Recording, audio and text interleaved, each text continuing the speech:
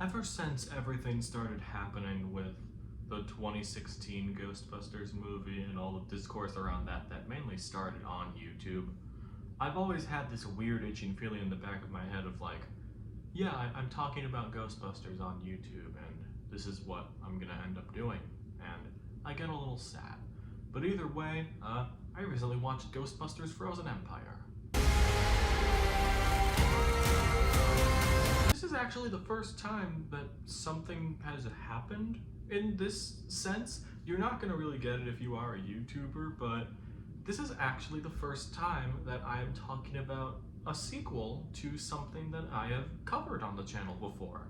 I am not entirely sure if it's still up though, mainly because that was a part of like the late 2021, 2022 times where I was talking about movies on TikTok and was just uploading them on the year. But I actually reviewed Ghostbusters Afterlife on TikTok, uploaded it here. I think it might be gone by now, but I do have to say, just in case it's not up, I really liked Afterlife. I really think that it was a new step in the, it was a step in the right direction on top of it being a new step for Ghostbusters, and I really enjoyed it. I'm fully aware that I may be in the minority of it on this take I'm about to say, but it might be my favorite Ghostbusters movie. So to say that whatever the sequel to that would be, and would end up being one of my most anticipated of that year, it wasn't exactly out of the realm of possibility. I liked the last one well enough where I could say that I'm excited for the next one. And now that next one is here with Ghostbusters Frozen Empire. The Spengler family returns to where it all started, the iconic New York City firehouse, to team up with the original Ghostbusters, who've developed a top-secret research lab that take busting ghosts to the next level. But when the discovery of an ancient artifact unleashes an evil force, Ghostbusters new and old must join forces to protect their home and save the world from a second ice age. I got that in one take, by the way. I am really bad at reading off of like a script, especially one that's just, you know, a regular synopsis of a movie. You should have seen all the takes I did for the last Breaking the Backlog episode for Strange Way of Life. That was rough. Before I get into the actual movie itself, I feel like I need to say something about Ghostbusters as a franchise and like with all the spin-offs. I haven't seen all of the spin-off movies. Hell, I haven't even seen all the Ghostbusters movies, at least not in full. I still need to watch all of Ghostbusters 2. But I still need to sit here and think, like,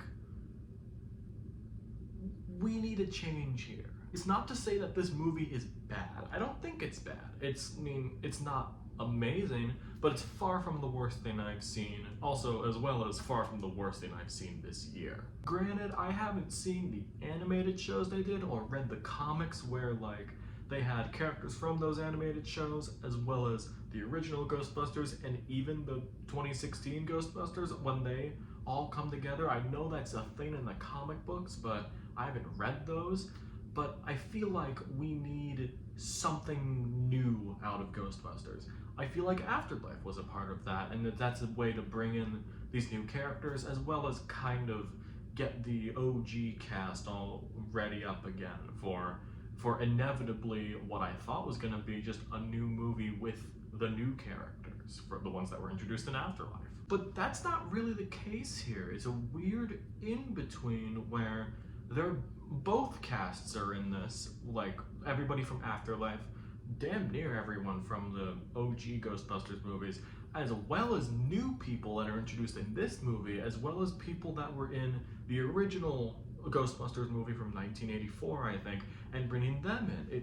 There's so much happening in this movie, and that is the biggest problem with it. And when I say I feel like there is too much stuff happening in this, it's not all bad, exactly. There are some interesting ideas in here. There's a whole subplot where Phoebe, McKenna Grace's character, who was my favorite character of the new ones in Afterlife, ends up like having a conversation with a ghost, and they end up doing that, and it's a through line through the movie, and I thought it was a really cool addition to that. I mentioned in the little synopsis for this that there is basically a research and development center that the Ghostbusters have added on to because Ernie Hudson's character, Winston, has become this philanthropist and is putting a lot of money into Ghostbusters. And again, I think that's a cool idea. and there's a lot of other things. There's stuff with like firebenders. It's really interesting. I mean, the firebender stuff was a little weird at first, but I got into it eventually. But it's all happening in one movie, and in some cases, all at the same time, and it's too much. There's too much happening here. I understand if they're trying to like lay down some cards for what they want the future of the franchise to be, but this is just too much. There's so much happening here, and it kind of weakens the movie because it's the phrase like a jack of all trades is a master of none.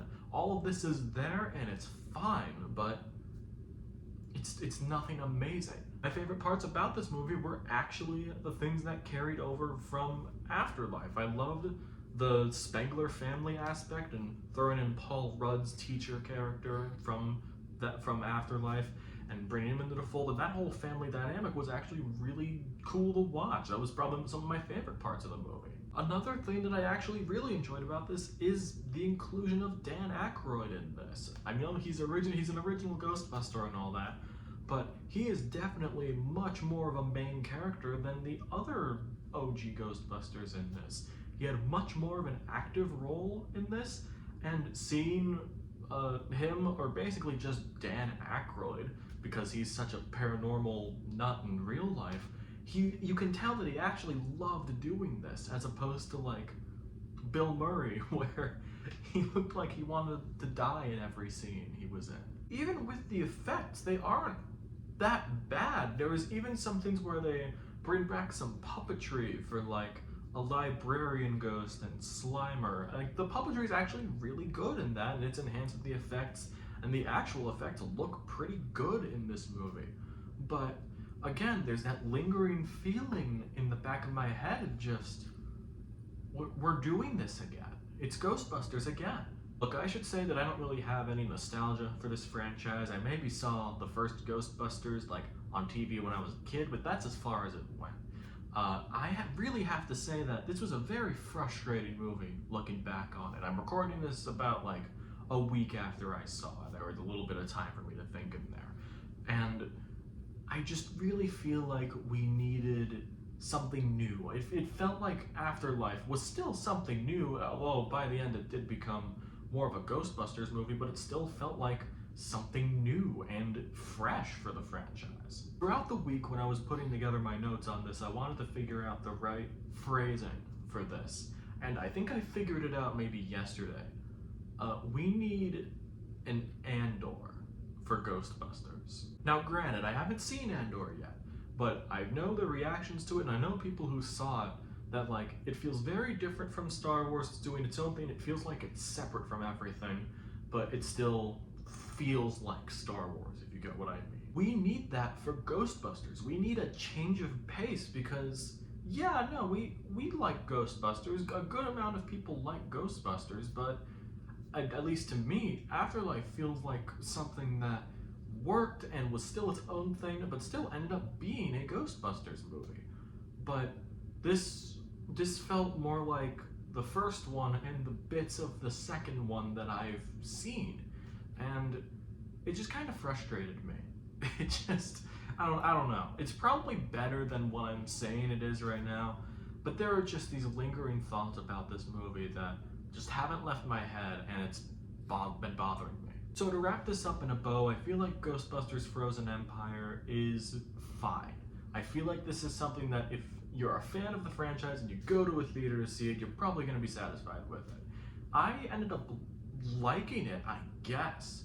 But again, that lingering feeling in the back of my head was like, we need something new. I feel like this is probably going to be the move to go with, especially because, you know, maybe we needed a little more passing of the torch if we're going to go with that, and having the Afterlife characters take the reins. So I feel like I don't know, that would have been the move for this movie, for me, and that's fine. But if they don't do that in the next movie, hell, if there is going to be a next movie, I have no idea. But I feel like we need a change of pace with the next one. So I guess I'll let this slide, because there are things in this that are good. But I'll let this slide. But we need something. we need a new hook to this franchise, and I don't know if I want to end up being in the universe where I'm seeing people cry because Slimer sacrificed himself. You know what I'm saying? Ghostbusters Frozen Empire, I'm gonna go with 2.5 stars on this one. It is incredibly middle of the road. I'm actually a lot more conflicted about this movie than I thought I'd be, but it's fine. It's not, like, I can turn it on and it'll be fine. Maybe I'll forget some things about it by the time I watch it next time, but who knows, it wasn't painful to watch, and there have been a lot of painful movies this year, and I'm sure there's probably more to come, so this is the least of your worries. That was a lot more cynical than I thought it would be. I don't know if I'm just getting old. God, that's scary.